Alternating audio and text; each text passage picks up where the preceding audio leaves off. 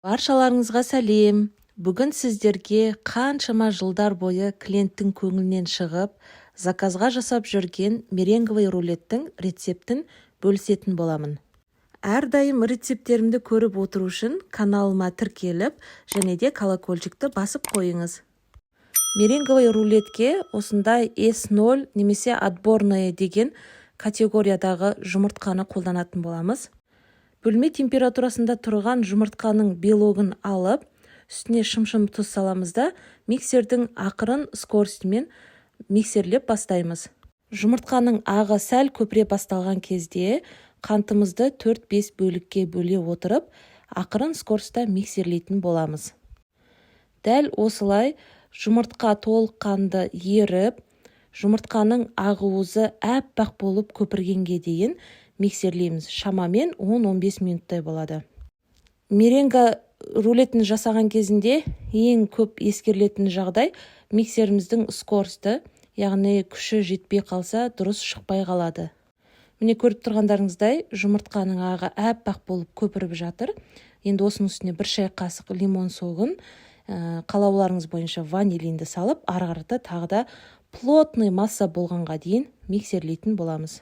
Уже плотный масса шыққан кезінде ақырындап қант ұнтағымен кукуруз крахмалын салып, тағы да толыққанды плотно болғанға дейін миксерлеп шығамыз. Меренганың дайын болғанын осылай ыдысымызды төңкеру арқылы тексеруімізге болады, яғни мүлдем қозғалмауы қажет, және де узорлар сол қалпында тұрады. Противеньге пергамент бумагасын жайғастырып, үстіне меренганы салып, осылай біркелкі қылып жайып шығамыз. Қызып тұрған пешімізде 150 градуста 30-35 минут пісіреміз.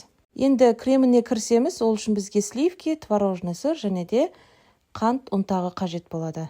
Алдымен творожный сыр мен қант ұнтағын миксерлеп, біркелкі болғаннан кейін үстіне сливкиді құйып, плотный масса болғанға дейін миксерлейміз. Кремді алғаш жасап отырған болсаңыз, кремнің дайын болғанын миксердің узорының дәл сол қалпы қалғанынан білуіңізге болады. Дайын болған меренганы суытып аламыз да, осылай пергамент бумагасынан ажыратамыз. Астыңғы жағына тоже пергамент бумагасы немесе фольганы қойып барып ажыратасыздар. Енді ішкі жағына осылай кремімізді толыққанды біркелкі болғанға дейін жайғастырамыз. Меренганың дәмі өте күшті болып шығу үшін ішіне замороженный болсын, свежий болсын, малина немесе клубниканы салып жіберсеңіздер, өте керемет болады. Ягодыларды орналастырып болғаннан кейін осы меренганы ақырын алып орайтын боламыз. Меренговый рулет негізі сырты трещинамен, яғни сынық болып тұрады. Оны көріп қорықпаңыздар, өзі қалыпты жағдай сондай. Және де бұны кесіп, ары-бері тасымалдауға кішкене қиындау болады. Сол себептен кеспес бұрын морозильникке салып алсаңыздар, сәл қатқаннан кейін бөлгенге өте ыңғайлы болады. Үстін әртүрлі ғып әрлеп, уже дастархандарыңызға ұсына берулеріңізге болады. Осымен мамық, өте дәмді рулетіміз дайын. Ас болсын, сіздерге рецепт ұсынған Гүлдария. Видео ұнаса, каналыма тіркеліп, лайк басуды ұмытпаңыздар. Және де сұрақтарыңызды төменде комментарийға қойсаңыздар, міндетті түрде жауап беретін боламын.